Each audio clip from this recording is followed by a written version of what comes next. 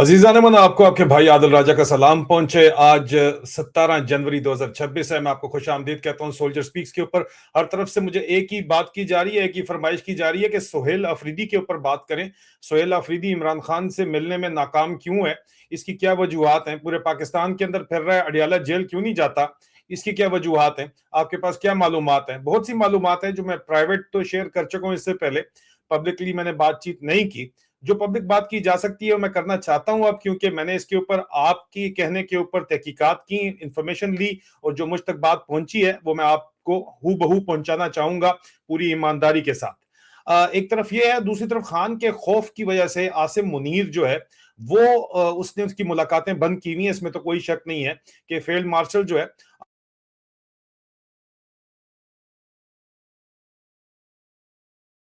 आसिफ, लोग कहते हैं कि जी आसिफ यजीद बोलना चाहे, लोग नाराज हो जाते हैं, कहते हैं नहीं आसिफ खंजीर बोला करें, जो भी आप बोलना चाहते हैं, जो भी आपने नाम दिया हुआ है।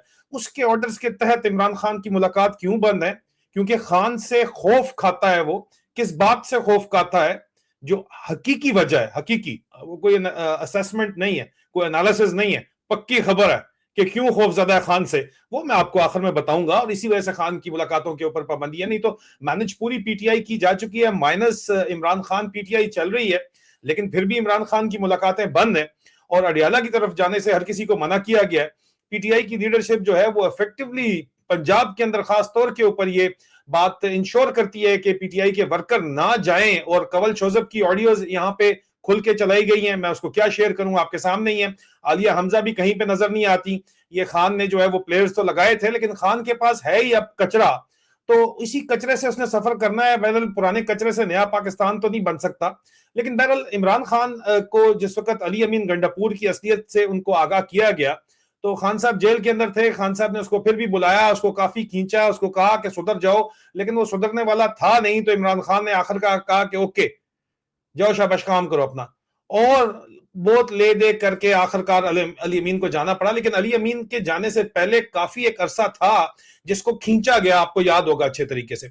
उस जो अरसा खींचा गया उसमें सुहेल अफरीदी के बारे में party leadership, senior party leadership ये कहती है कि ये जो आईएसएफ वाले यंगस्टर्स हैं, जिनको इमरान खान ने खुद ऑर्डर करके, क्योंकि उनको यंगस्टर, यंग ब्लड चाहिए और उनके ऊपर एतबार है, और वो जो है वो बहादुर होते हैं यंगस्टर्स जो है, वो सिस्टम के साथ मिलकर पूरी तरह करप्ट नहीं होते, स्वीट बॉयज नहीं बने होते और स्वीट गर्ल्स नहीं बनी होती।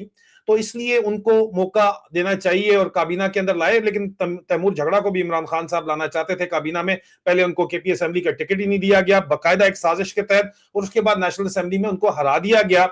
और हराया भी जो है वो केपी में उसी डीसी के जरिए गया, खालिद वजीर के जरिए, जिसको अली अमीन गंडापुर ने उसके बाद पोस्ट आउट भी नहीं किया, वहीं पे रखा, क्योंकि वो आईएसआई ने और कोर कमांडर का जो है वो कॉन्फिडेंट था, वहां पे बैठा हुआ था, उसको हिलाया नहीं किया।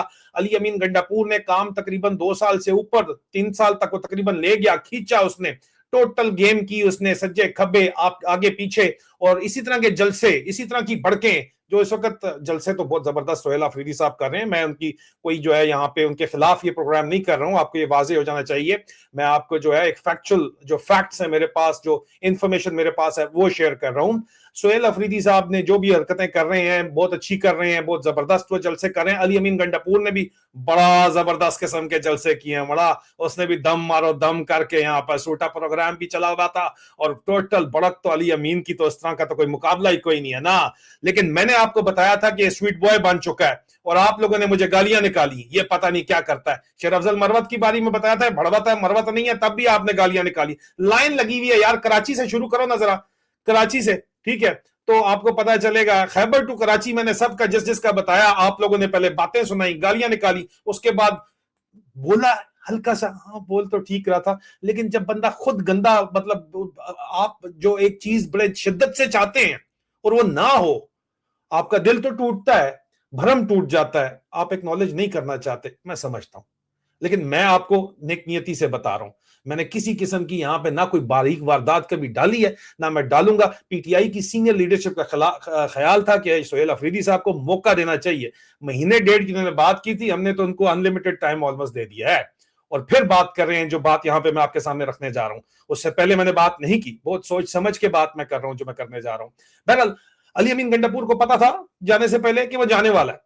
अली अमीन गंडापुर जो है वो कान खान साहब के भर रहा था जाके, और बैरिस्टर सैफ भी इमरान खान के कान भर रहा था, और मिसाल यूसुफजई भी भर रही थी कि सुहेल अफरीदी ठीक काम नहीं कर रहा। जिस जिस पे इनको शक था, 2-3 लोगों को जो कि अली अमीन की इंटरनल टीम का हिस्सा बन चुके थे, जिस तरह सुहेल अफरीदी साहब, मिसाल के तौर के ऊपर सुहेल अफरीदी साहब क्यों अली अमीन गंडापुर की इंटरनल टीम का हिस्सा थे कि मुझे पीटीआई की सीनियर लीडरशिप ने कहा कि करप्शन हो रही है खैबर पख्तूनख्वा गवर्नमेंट में, उसको एक्सपोज कर दे मेहरबानी करके। मैंने एक्सपोज किया तो सुहेल अफरीदी साहब कूद पड़े, बराह रास्त मुझसे लड़ पड़े पब्लिक काय के अंदर, और उन्होंने दिफा किया अली अमीन गंडापुर की हुकूमत का, कस्में वादे किए। मैंने उनको कहा कि आप जरा हौसला कर जाओ, आपकी मजबूरी मैं समझता हूं, ये काम मत करो। पीटीआई सीनियर लीडरशिप को मैंने कहा कि आप लोगों ने कोर कमेटी के अंदर, मैंने कहा आप लोगों ने जो सबूत दिए हैं, अब मैं अगर सामने रख दूं, मैं सोर्स तो कभी एक्सपोज नहीं करूंगा, चाहे मेरे पर मुकदमे हो, चाहे मैं हार जाऊं, सोर्स का मैं नाम नहीं लूंगा, लेकिन आप लोगों का फर्ज तो बनता है ना कि इनको इनकी औकात के अंदर लाएं। तो फिर जो मेरी इतलात है, जो मुझे बताया गया, हो सकता है ऐसी इस तरह ना हो, लेकिन मुझे पीटीआई की जो कोर कमेटी में जरा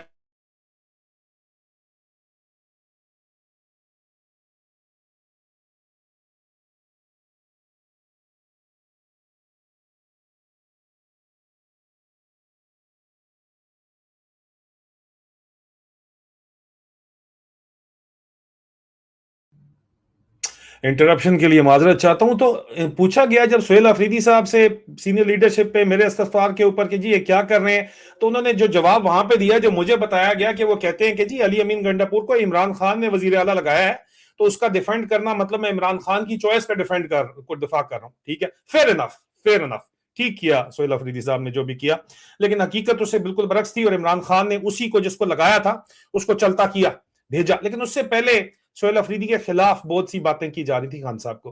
अब खिलाफ बातें की जा रही थी तो खान साहब ने उनको लगा दिया सुहेल अफरीदी को।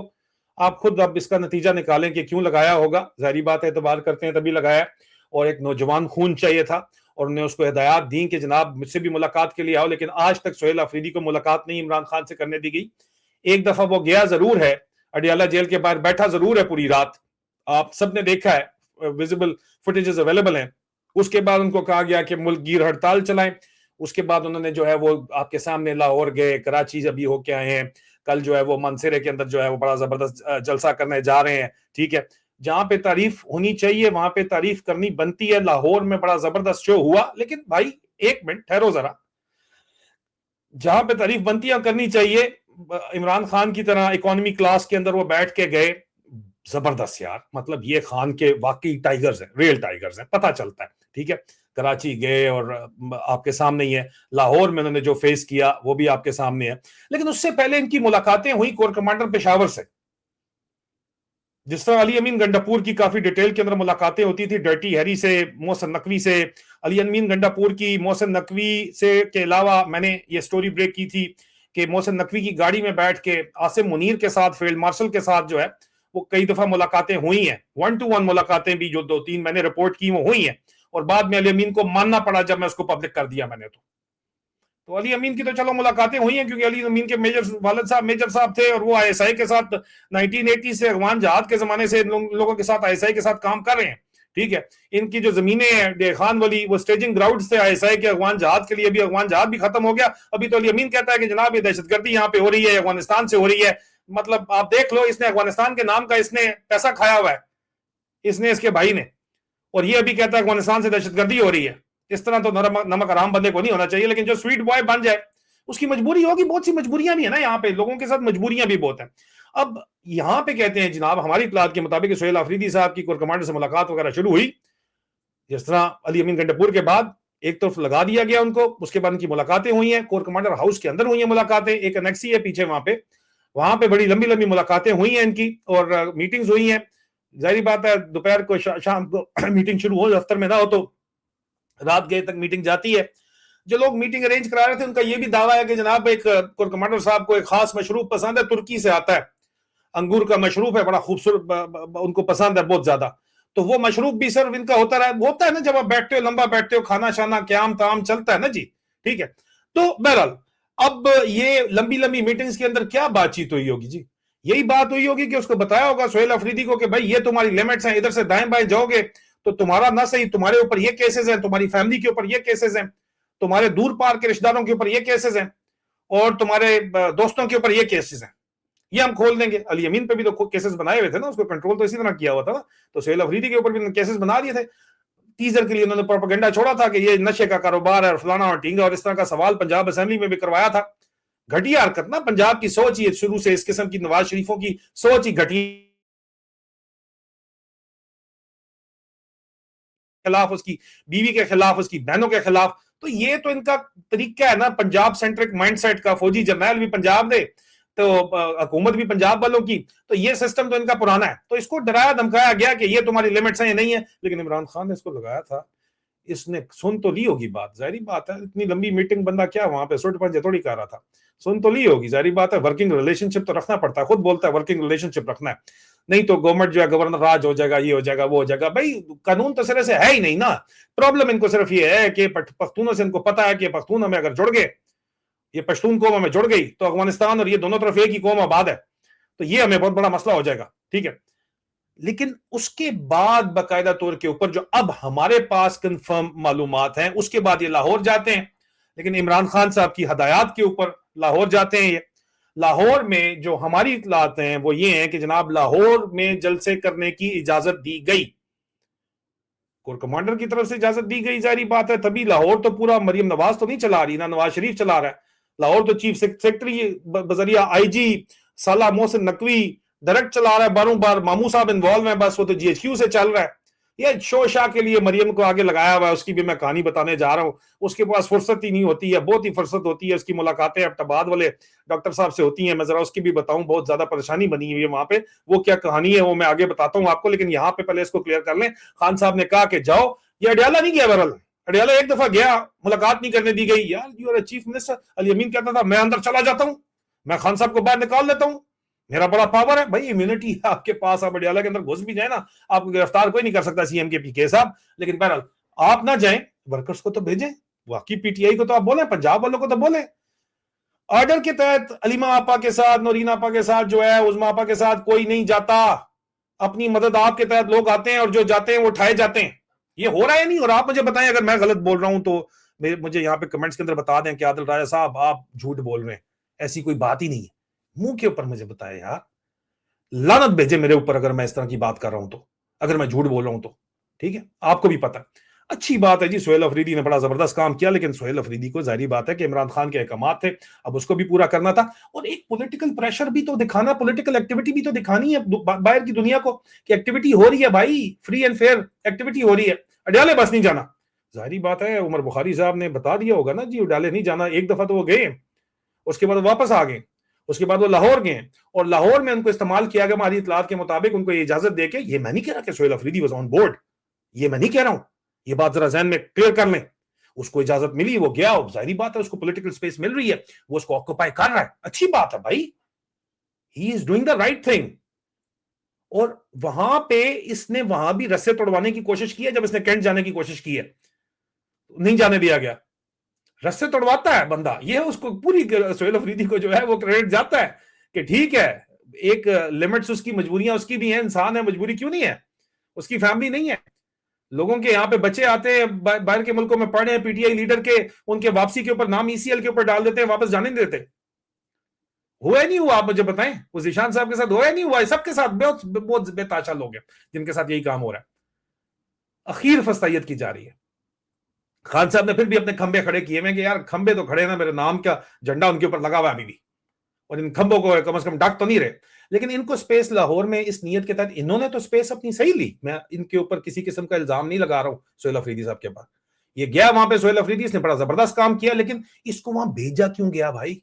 इसको भेजा इसलिए गया कि नवाज शरीफ को और मरियम को उसकी औकात दिखानी थी। वो जरा परवर निकाल रहे थे बहुत, और नवाज और मरियम को शक हुआ कि भाई रूहानी पुत्र नवाज शरीफ को लगा कि ये तो भाई पुट्ठा ही ना काम कर दे, जर्नैलों का कुछ कोई इतबार नहीं होता, ये दुबई भाग गए दोनों बाप बेटी कि पीछे से तख्ता ना उलट जाए। हालांकि तख्ता उलटना कोई नहीं था, अच्छा भला उनका काम चल रहा है, उनको क्या जरूरत पड़ी है, जो वो ऑर्डर करते हुए चल रहा है। बस सिर्फ ये था कि इनको कैंट में नहीं आने देना। भाई भाई कैंट, वो भाई मतलब बड़े साहब ब्राउन साहब के पास तो सवाल ही नहीं पैदा होता, लॉर्ड साहब की तरफ आप आंख उठा के नहीं दे सकते, कैंट में आप नहीं जाएंगे। कैंट जाने के ऊपर उन्होंने, हालांकि 9 मई में जब हुआ था तो कैंट के सीसीटीवी बंद हो गए थे, कोई रुकावट नहीं थी वो पे जाने ने, किसी को कोई नहीं रोका गया, सुहेल अफरीदी को रोका गया। लाहौर भेजने का मकसद था कि नवाज शरीफ को उसकी नटिंग ट्यूनिंग कर दी जाए नून लीग की, कि जरा पर मत फलाना, किसी भी टाइम के ऊपर तुम्हें हम सॉर्ट आउट कर सकते हैं। एग्जैक्ट उसी मकसद के तहत इनको कराची भेजा गया। इनको नहीं भेजा नहीं गया, सॉरी, ये भेजे नहीं, खुद गए हैं ये, लेकिन इजाजत दी गई इनको कराची जाने की, और वहां पे भी कुछ लिमिटेशंस थी। लेकिन सोहेल अफरीदी को और उनकी टीम को ये क्रेडिट जाता है कि उन्होंने उन लिमिटेशंस को तोड़ा, रस्से तोड़वाए, और जितनी इजाजत थी, उनको पता था कि वहां पे ये फहीम खान टाइप पार्टी है और ये अलीम आदिल शेख टाइप पार्टी जो है, ये ऑलरेडी को सेक्टर कमांडर की सुनती है, ये ड्रामा करेगी करेगी, ये एक्सपेक्ट कर रहे थे ड्रामा करेंगे। इन्होंने इनके ड्रामों को बाईपास किया, कराची के जलसे को नाकाम बनाना था, वो नाकाम नहीं हो सका। हैदराबाद का ग्रैंड जलसा हुआ और इसीलिए वापसी के ऊपर रास्ता बंद कर दिया गया। सिंध हुकूमत ने वहां कुछ भी नहीं किया, सिंध हुकूमत के खिलाफ बहरहाल उनको, सिंध हुकूमत को टारगेट करना यहां पे मकसद था। वही जो लाहौर के अंदर नून लीग को बताना था कि हमारे पास एक फोर्स मौजूद है जिसको हम सिर्फ इजाजत दे दें तो तुम लोग गए काम से। इसी तरह जरदारी साहब को यह बताना था कि हमारे पास एक फोर्स मौजूद है जिसको हमने इजाजत दे दी तो तुम गए काम से। लेकिन उस इजाजत को, जिस तरह लाहौर में कैंट में जाने की इजाजत नहीं थी, इसी तरह कराची में एक लिमिट से दाएं बाएं जाने की इजाजत नहीं थी। लेकिन सोहेल अफरीदी ने वहां पे भी रस्ते तोड़वाए और लिमिट से बाहर निकला, और लिमिट से बाहर निकला तो इसी वजह से जो है वो रस्ते बंद हुए। ये भी आपने देखा यहाँ पे। तो ये बात मैं आपको बता दूं कि ये जो लोग कहते हैं ना कि इनकी मुलाकात जरूर हुई है, लेकिन ये स्पेस जहां इनको मिल रही है वहां पे स्पेस ले रहे हैं। ये जो जलसे मल से आप जितने मर्जी कर लो, अभी आप जो है वो हजारा के अंदर जलसा कर रहे हो, इससे इनको कोई फर्क नहीं पड़ता जी, आप जितने मर्जी जलसे मल से करते रहो। लेकिन ये इस एक्चुअली आपके जलसों को वो दिखा रहे हैं दुनिया को, देखें जी पॉलिटिकल एक्टिविटी चल रही है, लेकिन इसको कोरियोग्राफ्ड कंट्रोल खुद वो कर रहे हैं और पीटीआई के अंदर सही करवाया जा रहा है। मैं सोहेल अफरीदी की बात नहीं कर रहा, लेकिन बहरहाल आप समझदार हैं, आप खुद समझ सकते हैं कि क्या मामला चल रहे हैं और क्या नहीं मामला चल रहे हैं। अब तक ये मामला है खान का अखीर उनका जो अल्टीमेट एम है आसिम मुनीर का, वो ये है कि इमरान खान से किसी भी सूरत मुलाकात हो के उसकी ट्वीट्स दोबारा नहीं चलनी चाहिए।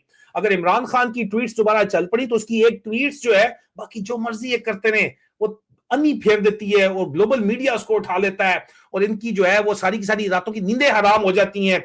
और आसिम मुनीर का जो सबसे बड़ा कंफर्म प्रॉब्लम है वो ये है कि आसिम मुनीर को अपनी रेपुटेशन की परवाह है। लोग कहते हैं उनकी परवाह नहीं, 100% इसको अपनी रेपुटेशन की परवाह है। इमरान खान जब इसको जहनी मरीज कहता है उसके बाद से पाबंदी लगती है, इसको अपनी रेपुटेशन की परवाह है।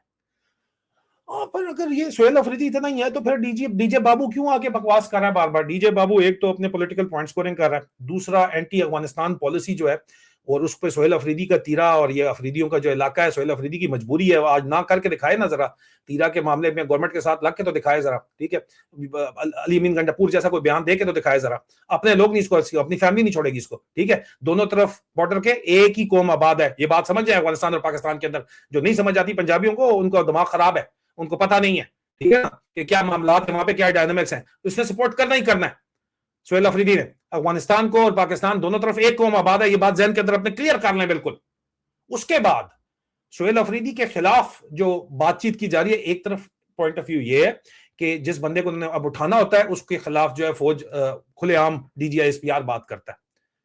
मेरे खिलाफ तो नहीं बात अभी करता ना, मुझे चुकना नहीं है उन्होंने, ठीक है। फ्री पब्लिसिटी नहीं देनी, जिसको देनी है फ्री पब्लिसिटी उसके बारे में बात की जाती है। एक तरफ ये इशू है, दूसरी तरफ एंटी अफगानिस्तान जो पॉलिसी है अफगानिस्तान में रजीम चेंज करने के लिए, क्योंकि ये सपोर्ट कर रहे हैं, इनकी मजबूरी है भाई, दोनों तरफ एक ही कौम है, अपनी कौम को सपोर्ट कर रहे हैं वो। तो यहां पे इनको प्रॉब्लम है कि इसको दिखाना है कि नहीं जी, इसको दबाना भी है, दिखाना भी है। एंड देन दूसरी तरफ एक पॉइंट ऑफ व्यू ये है कि जी क्योंकि अफगानिस्तान के खिलाफ आसिम मुनीर की पॉलिसी है इसलिए किया जा रहा है, दूसरी तरफ यह है कि फ्री पब्लिसिटी दी जा रही है इसलिए डीजीआईएसपीआर से बात करवाई जा रही है। फैसला आप करें, मैं नहीं फैसला करता, आप फैसला करें। और मुझे आप बताएं कि जो मेन इशू है यहाँ पे आसिम मुनीर को जो सबसे बड़ा प्रॉब्लम है वो ये कि इमरान खान की ट्वीट्स बाहर ना आए, इमरान खान की कोई बात बाहर ना आए। इमरान खान की बात बाहर आती है तो बाहर एक तरंग निकल जाती है, एक उमंग जाग जाती है। जेल से मैंने एक पैगाम दिया, लोगों का जो एक दफा से दिल के अंदर शमें जल गई हैं और आसिम मुनीर को जहनी मरीज बोला जाता है, खान साहब की ट्वीट आ जाती है, जो मर्जी वो कर ले। आप लोग खासतौर पे सोशल मीडिया पे इसको जो वीडियोस बना रहे हो, चला रहे हो, इसको शदीद तरीन तकलीफ है उससे, आसिम मुनीर को, क्योंकि आसिम मुनीर को अपनी रेपुटेशन की बहुत ज्यादा परवाह है। ये कंफर्म बात है, रेपुटेशन पीछे रही तो कोई नहीं, लेकिन पाकिस्तान से बाहर उसकी क्या रेपुटेशन है उसको इसकी फिक्र है।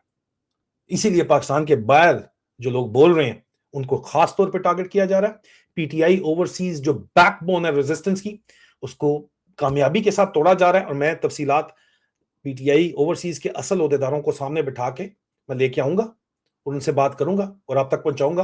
नाम नहीं मैं बताता, नहीं तो बंदा ही इंटरव्यू से पहले ही जो है ना उसके घर वाले पाकिस्तान के अंदर जो चुके जाएंगे, तो मैं इसलिए नाम नहीं लेता। ठीक है, मैं आपको अभी बता दूं कि क्या गेम चल रही है यहाँ पे। मैंने आपको बताया था कि जी डर्टी हैरी की मुलाकातें जो है ओवरसीज पीटीआई ओवरसीज की लीडरशिप से मिल चल रही हैं। इन्होंने लंदन के अंदर डबल कर दिया है बाकायदा तौर के ऊपर अपनी प्रेजेंस आईएसआई ने पीटीआई ओवरसीज को कंट्रोल करने के लिए, और कर भी लिया है। शहजाद अकबर का उनसे इशू था, वो देख लें उसके साथ क्या किया इन्होंने, क्या ज्यादती की है, आप देख लें। अभी उसकी सिक्योरिटी उसको नहीं निकलने देती, यहाँ पे पुलिस की सिक्योरिटी नहीं निकलने देती उसको, कि भाई जाहिर बात है उसके भी बच्चे हैं छोटे, और पुलिस फिर वो कहती है कि आप नहीं निकलेंगे, जाहिर बात है कि वो अब रास्ते से हटा भी देंगे। यहाँ पे तो नाइफ क्राइम्स बहुत अहम है। तो ये बात आप जहन के अंदर आप रख लें कि ओवरसीज पाकिस्तानी बैकबोन है, उसको तोड़ने के लिए ओवरसीज पाकिस्तानी फोकस है। ओवरसीज में व्लॉगर्स हैं और डबल डबल उम्र कैदें सुनाई जा रही है, 85 साल सजा सुनाई जा रही है, जो कि अनप्रेसिडेंटेड है। पूरी दुनिया लान तान कर रही है, लेकिन वो कहते हैं नहीं, क्यों चुप कराना है, क्योंकि पाकिस्तान से बाहर आसिम मुनीर की क्या रेपुटेशन है, उसको बहुत ज्यादा इसकी फिक्र है। ये अब मैं आपको गिद्दड़ सिंह ही दे रहा हूं, आगे आप खुद समझदार हैं। मजीद तफसीलात मैं आपके पास लेके आऊंगा, और बड़ी इंपॉर्टेंट इशू के ऊपर मैं आज आपसे बात करना चाहता हूं। प्लीज ये मत समझें कि चौधरी असलम का या बेनजीर का मामला कोई पुराना है, नहीं। वही माफिया इस वक्त पूरा पाकिस्तान, कराची चला रहा है। जो कराची चला रहा है पाकिस्तान चला रहा है। और अंदर कहानी क्या है, इससे पहले कि बेनजीर की जो पार्ट 2 के ऊपर मैं मर्डर के ऊपर लियाकत बाग पहुंचूं, उसको क्लियर करना बहुत जरूरी है, और आज मैं क्लियर करने जा रहा हूं। हफ्ते का दिन है, थोड़ा वक्त निकाल के उसको भी देख लीजिएगा। सोहेल अफरीदी साहब के बड़ा जबरदस्त, अगर आपको लगता है काम करें और आपको लगता है कि मैंने ज्यादती की है तो मैं माजरत चाहता हूं, लेकिन मैं जो बात करूंगा मैं सच्ची करूंगा। मैंने कोई बात अपने पास से नहीं की, और अभी भी थोड़ा बहुत मैंने बहुत रिस्ट्रेंट अपने आप को रखा हुआ है। मौका देना चाहिए ना, दे रहे हैं, लेकिन there is a limit to everything. अपना ख्याल रखिए, बहुत जल्द दोबारा मुलाकात होती है।